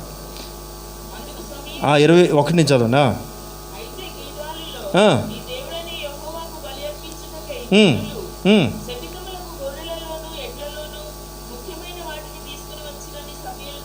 చెప్పాను. అందుకు సమూయేలు, సౌలా, తాను సెలవిచ్చిన ఆజ్ఞను ఒకడు గైకొనక పోవుట. అదిగో గైకొనటం, చెప్పినట్టు చేయాలండి, అంతే. అలా చేస్తే యెహోవా సంతోషించినట్లు.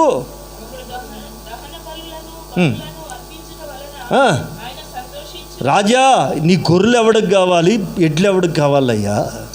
ఈ బల అర్పిస్తే ఓ సంతోషపడిపోతాడు అనుకుంటున్నావా? ఆలోచించు. బలులు అర్పించుట కంటే ఆమె ఆజ్ఞను గైకొనుటయు, పొట్టేళ్ల కొవ్వు అర్పించుట కంటే మాట వినాలి. ఏది చెప్తే అది చేయాలండి. దేవుడు మనతో ఏది చెప్తే అది చేయాలంతే. ఉపవాసం ఉండమన్నాడా? అన్నాడు లేదా? మాకు ఎక్కడ వద్దండి, మా వల్ల కాదా అని అంటే ఇది జాలిగా, ఇది ఒకటి చాలండి బాబు. వారానికి ఒక రోజు ఉంటే ఆరోగ్యం అంట, డాక్టర్లు కూడా చెప్తున్నారు. నా మాట విన్నారండి. వారానికి ఒక్కరోజు కనీసం ఈ ఇంజిన్కి సర్వీస్ వదిలేద్దాం, ఆశీర్వదించబడదాం. దీన్ని నాన్ స్టాప్గా వాడి ఎందుకు సచ్చేది? ఆ గ్యాస్ ట్రబుల్ అయిపోయి అది ఖర్చు అవ్వక షుగర్ అయిపోయి ఏమిటికండి బాధ అంతాను. రోజు ఉపవాసం ఉందాం. ఎవరు ఆమె నన్ను చూసారా? వారానికి ఒక రోజు కనీసం నెలకన్నా చెప్పరా? మీ ఇష్టం. ఆమె ప్రైజలా ఆజ్ఞను గైకొనుట్టే ఆయన సంతోషం. బలులు కాదు కావాల్సింది, మాట వినట్టు. కొంతమంది దేవుడికి ఏదో లంచాలు ఇచ్చి పని చేయించుకుందామని చాలామంది ప్రయత్నాలు చేస్తారండి. లంచాలకు వంగేవాడు కాదండి దేవుడు, మాట వింటే. ఆమె ఇలా కొన్ని లోపాలను బట్టి సౌలు విసర్జించబడ్డాడు. ఎట్ ఎ సేమ్ టైం కృప పోయింది సౌలుకి. మీకు చరిత్ర అంతా తెలుసు, టైం అయిపోతే ముగిస్తున్నాను. కృప పోయిన తర్వాత ఏమైంది? కృప పోతే నష్టం ఏంటో తెలుసా? అది చెప్పాలి మీకు, ఖచ్చితంగా తెలియాలి. కృప దూరం చేసుకుంటే నష్టం ఏంటో తెలుసా? ఒక్క మాట 16వ అధ్యాయం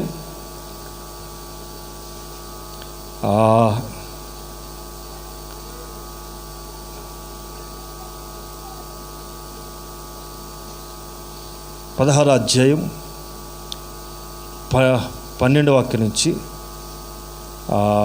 11 చదువుదాం. 16వ అధ్యాయం మొదటి సమూయేలు గ్రంథం 16వ అధ్యాయం 11వ వాక్యం చక్కగా త్వరగా చదవాలి. యెషయాను అడగగా, ఇంకా కడసారి వాడు ఆఖరోడు ఒకడు ఉన్నాడండి అని చెప్పాడు యెషయా. అయితే ఇంట్లో ఉన్న వాళ్ళందరికంటే వీడు పనికి మాలినోడు, తెలివి తక్కువడు, ఎందుకు పనికిరానోడు అని గొర్రెలు గాయమని పంపించాను. అయితే వీళ్ళందరూ తెలివిగల వాళ్ళు, రాజు అంటున్నావు కదా, వీళ్ళందరూ పనికి వస్తారని చెప్తే, అయితే వీళ్ళకంటే డిఫరెంట్ క్యారెక్టర్ వాడు, సైజులో చిన్నోడు, అన్నిట్లో తెలివి తక్కువవాడు. వీడి ఎందుకు పనికి రాకపోతే గొర్రెలు పెంచుకోమని బతికిమని గొర్రెలు అప్పచెప్పానని వాళ్ళ నాన్న సాక్ష్యం అండి. ఆ ఇంట్లో కన్న తండ్రి కన్న కొడుకును గుర్చిస్తున్న సాక్ష్యం ఏంటంటే, అయితే ఎనమండుగురులను చూపించి, అయితే కడసారి ఒకడు ఉన్నాడండి, ఆఖరిలో పుట్టాడు, వాడు మరీ తెలివి తక్కువడండి, అందుకని అడుగు పంపించానని చెప్తాడు. అయితే సమూయేలు ఏమంటాడు, అయితే వాడిని పిలుచు.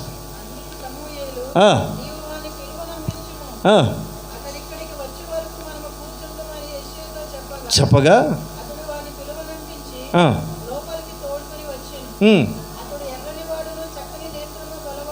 చూడండి, దావీదు యొక్క రూపం ఎర్రని వాడు, చక్కని కళ్ళు కలిగి ఉన్నాడట, చూడగానే చక్కగా అందం కలిగిన వాడట, రూపం కలిగిన వాడట. రాగానే అది దేవుడు తొందరపడిపోతున్నాడండి. ఆమె దేవుడు నెమ్మదిగా, అతడు రాగానే నేను కోరుకున్నవాడు ఇతడే, నీవు లేచి ఆమె నువ్వు లే, సమయంలో ఏం భోజనాలు కూర్చున్నావు, లే, ఇదిగో వచ్చాడు, రావాల్సినోడు వచ్చాడు, అతనిని అభిషేకించు. Praise the lord. నేను అంటే కృప ఏమవుతుంది, ఒకరు పోగొట్టుకుంటే మరొకరి మీదకి వెళ్ళిపోతుంది. ఆమె నేను కోరుకున్నవాడు ఇతడే. నెక్స్ట్ త్వరగా, వాళ్ళ అన్నలందరూ సహోదరులందరూ చూస్తూ ఉండగా వారి ఎదుట కొమ్మెపు తైలముతో అతన్ని నూనె పోసి అభిషేకించి, అదిగో ఈ పదాలు మీరు గుర్తుపట్టాలా. ఎప్పటి నుంచి దేవుని ఆత్మ దిగి వచ్చింది దావీదు మీదకి? నూనె చేత అభిషేకించబడిన ఆనాట నుండి ఈ నూనె రాజరికానికి గుర్తండి, అధికారానికి గుర్తు. ఈ తైలంతో కొమ్ముతో అభిషేకించటం, తైలపు కొమ్ముతో నూనె పోసి అభిషేకించటం అనేది రాజులకు దేవుడిచ్చిన ఆధిక్యత. దానికి తోడు దేవుని ఆత్మ కూడా అతని మీదకి బలంగా దిగి వచ్చింది. ఆమె మీదకి లోపలికి కాదు, ఈ వ్యత్యాసం గుర్తుపట్టాలి. మీదకు వేరు, లోపలికి వేరు. సంఘానికి పితరులకున్న తేడా మీరు గుర్తుపట్టాలి.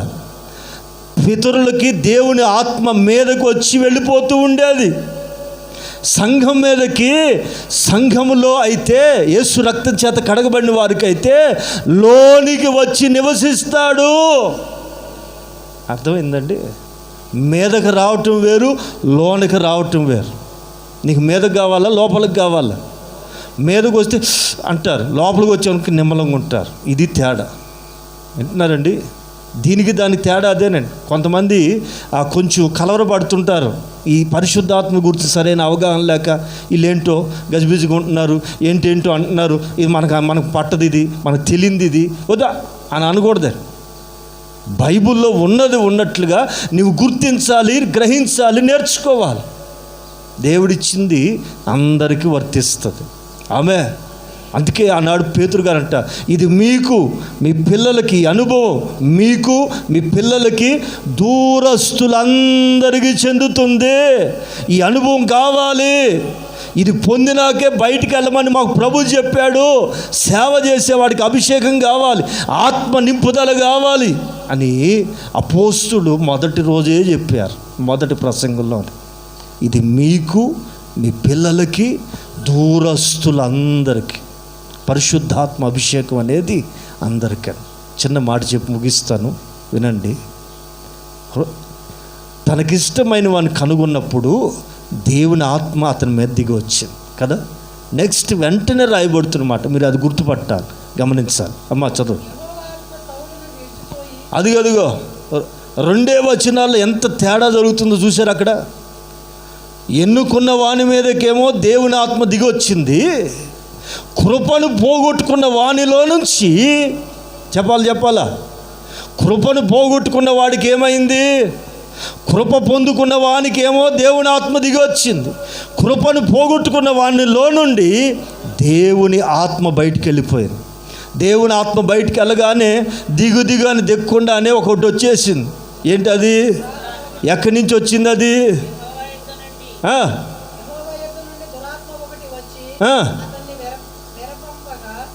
అదిగో మెంటలు వచ్చినట్టు చేపించేస్తుందంట దురాత్మ. పిచ్చెక్కినోళ్ళలాగా మెంటలెక్కినట్టుగా పిచ్చిగా ప్రవర్తించేటట్టు చేసేస్తుందట. ఏంటది? ఏం పోగొట్టుకుంటే? కృపను పొందుకుంటే దేవుని ఆత్మ నీకు సహకరిస్తుంది. కృపను అనుభవిస్తూ ఉంటే దేవుని ఆత్మ నీతో ఉంటుంది. కృపను పోగొట్టుకున్నామా వెంటనే దెయ్యం దిగి వస్తుందండి. దేవుని ఆత్మ పోయిందనుకో, వెంటనే లోపలికి ఏమొస్తుందో తెలుసా?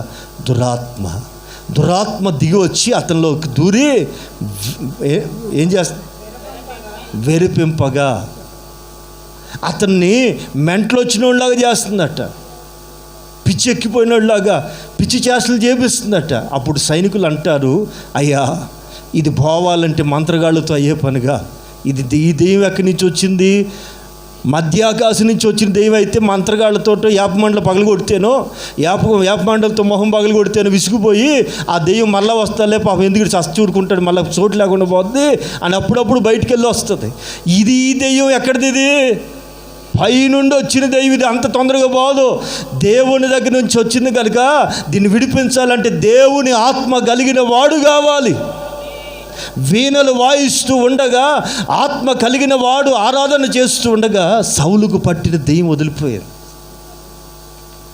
అర్థమవుతుందా? జాగ్రత్త నేర్చుకోవాలి వాక్యం. ఈ పరిశుద్ధాత్మ అనుభవం గురించి సరైన అవగాహన లేకపోతే నా మాటలు జాగ్రత్తగా వినండి. దేవుని యొద్ద నుంచి కూడా కొన్ని దెయ్యాలు వస్తాయి. అది ఎవరికి పంపిస్తాడు?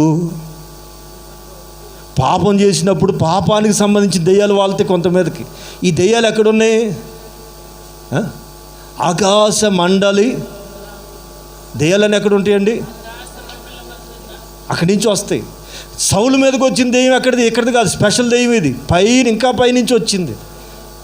పో ఇక్కడ ఎందుకు, ఇక్కడ ఇలాగాడు పనికి మళ్ళాడు కృప కొట్టుకున్నాడు, నేను వదిలేసాను నువ్వు పట్టుకో అన్న. ఎంత దారుణం అండి, ఎంత దారుణం. అందుకే మరలా చెప్తున్నా, కృప ఉచితంగా ఇవ్వబడుతుంది.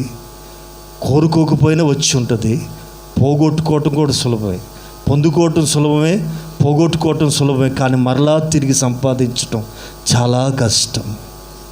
అతడట ఏసావట మరలా ఆశీర్వాదం పొందగోరి ప్రయాసపడ్డాడట, కానీ మరలా పొందలేదు. No way. ఇద్దరు వ్యక్తులు మీకు ఎదుటి పెడుతున్నా. అతనికి కృప చూపుట మానను. అతనికేమో కృప దూరం అయిపోయాడు. దావీదు అంటాడు, నీ కడుపులోంచి ఒకడు పుడతాడు, అతడు నా మందిరాన్ని కడతాడు. నీ చరిత్ర అంతా తెలుసు కనుక చెప్పి ముగిస్తున్నాను, నా మాటలు విన్నాను. దావీదా, అన్యాయంగా ఒక నీతిమంతుడు రక్తం ఒలిగించావు. యుద్ధ ధర్మం ప్రకారం రక్తం ఒలిగించడం తప్పు కాదు. అన్యాయంగా ఒక నీతిమంతుడాడు రాజు కొరకు ప్రాణాన్ని కూడా తెగించి భార్యతో సుఖాన్ని కూడా విడిచిపెట్టి ఒక త్యాగంశీలి నమ్మకస్తుడు నీతిమంతుడైన వాడిని అన్యాయంగా చంపావు కనుక ఆ దోషాన్ని బట్టి నువ్వు నా మందిరాన్ని కట్టడానికి వీల్లేదు. నువ్వెంత భక్తుడు కావచ్చు, నా హృదయం ఎరిగిన వాడివే కావచ్చు, బ్లేమ్లెస్ సేవ అంటే ఇదని, మందిరం అంటే అదని. దోషము లేని చేతులు కలిగిన వాడిని కుటుంబంలోంచి వస్తాడు. అతడు కూడా నా మాట వింటే, దావీదు కూడా అదే మాట చెప్తాడు. ఆ మాట ఒక్కటి చదివి ముగిచ్చేసుకుందాం. రాజుల మొదటి గ్రంథం 2వ అధ్యాయం 2వ వాక్యం చదవాలి. సొలొమోనుతో దావీదు చెప్తున్న చివరి మాటలు చదివి ముగించుకుందాం. సొలొమోనా, లోకులందరూ పోవలసిన మార్గంలో నేను వెళ్తున్నా కాబట్టి నేను వెళ్ళిపోతున్నాను, భయపడుకో, ధైర్యం తెచ్చుకో. ఇదిగో నా దేవుడు అంటలా, నీ దేవుడైన యెహోవా అప్పగించిన దాన్ని నువ్వేం చేస్తావు? ఇచ్చిన కృపని కాపాడుకో. కాపాడి అదిగో ఒక చక్కని మాట, ఆయన మార్గాన్ని అనుసరించి నడిచిన ఎడల నీవు ఏ పనిని పూనుకొన్నను, ఎక్కడ తిరిగినా అన్నిట్లో నీకేం కలుగుతుంది? ఆమె. నెక్స్ట్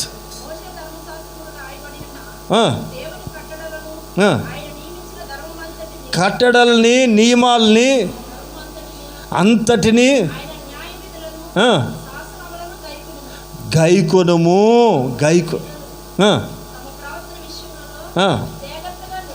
జాగ్రత్తగా ఉండి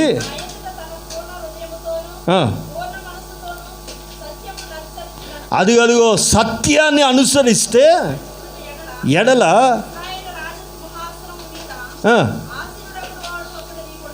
ఒక్కడు కూడా నీ కొండకుండా మానడు అని దేవుడు నాతో చెప్పాడు. ఆమె. ఎట్లా అనుసరించాలి? సత్యం. The truth. ఏంటది? నీ మాట సత్యం. 17 యోహానులో ఉన్న మాట, నీ మాట సత్యం. ఆమె. నీ వాక్యమే సత్యం. ఈ సత్య మార్గంలో ఎలా అనుసరించాలి? చివరి క్షణాలండి, దావీదు చనిపోయే ముందు చివరి మాటలు సొలొమోనుతో చెప్తాడు. అరే జాగ్రత్త, భయపడకు, నేను వెళ్ళిపోతున్నా. నువ్వు నా దేవుని ఎలా వెంబడిస్తావు? చదవండి, ఆ మాటలు చదవండి. ఈ మాటలు అనేక సార్లు యేసు ప్రభు కూడా ఉచ్చరిస్తాడు. నీ దేవుని ఎలా సేవించాలా? నీ దేవుడనే యెహోవాను పూర్ణ మనసుతోనూ, పూర్ణాత్మతోనూ, పూర్ణ వివేకంతోనూ ఆరాధించాలని చెప్పాడా? ఈ పూర్ణ హృదయం అనే మాట మనకు చాలా విలువైంది. ఈ సత్యాన్ని వెంబడించేటప్పుడు కూడా ఎలా వెంబడించాలని చెప్తున్నాడు దావీదు. తన జీవిత రహస్యాన్ని కొడుకుకు నేర్పుతున్నాడు. నీవు ఈ పితరుడికి అప్పగించిన ఈ దేవుణ్ణి ఎలా వెంబడిస్తావంటే పూర్ణ మనస్సుతోనూ ఈ సత్యాన్ని అనుసరించి నడిస్తే ఇశ్రాయేలీయుల రాజుల్లో ఆమె నీ ఇంటి వాళ్ళే రాజులు అవుతారు, వేరొకడు గాడు అని దేవుడు నాతో చెప్పాడు. నేను అలా అనుసరించాను. నేను బతుకున్నంతకాలం నాదే సీటు. మీరు కూడా అలా చేశారా? మన ఇంటి వాళ్ళే సింహాసనం మీద ఉంటారా? ఇది దేవుడు మనకిచ్చిన ఆధిక్యత, దేవుడు మనకిచ్చిన కృప. కనుక సొలొమోనా, పూర్ణ హృదయముతో, పూర్ణ మనస్సుతో ఈ సత్యాన్ని అనుసరించు. ఆమె. అలా అనుసరించావా? ఇశ్రాయేలీయుల మీద రాజుగా ఉండటానికి నీ కుటుంబంలో తప్ప ఒక్కడు కూడా ఉండడు, వేరొకడు రాడు ఇక్కడికి. అంటే అర్థం ఏంటంటే ఇది నీకు ఇవ్వబడిన కృప. సౌలు తన తరంలోనే కృపని దూరం చేసుకున్నాడని, కానీ దావీదైతే ఆ కృపని పిల్లలకి పంచాడు. ఆమె. అందుకే యేసు ప్రభు కూడా ఒక పేరు పెట్టించుకున్నాడు. ఆయన పిలవటానికి ఒక పేరు పెట్టించుకున్నాడు. ఏంటది? దావీదు కుమారుడా. ఆమె.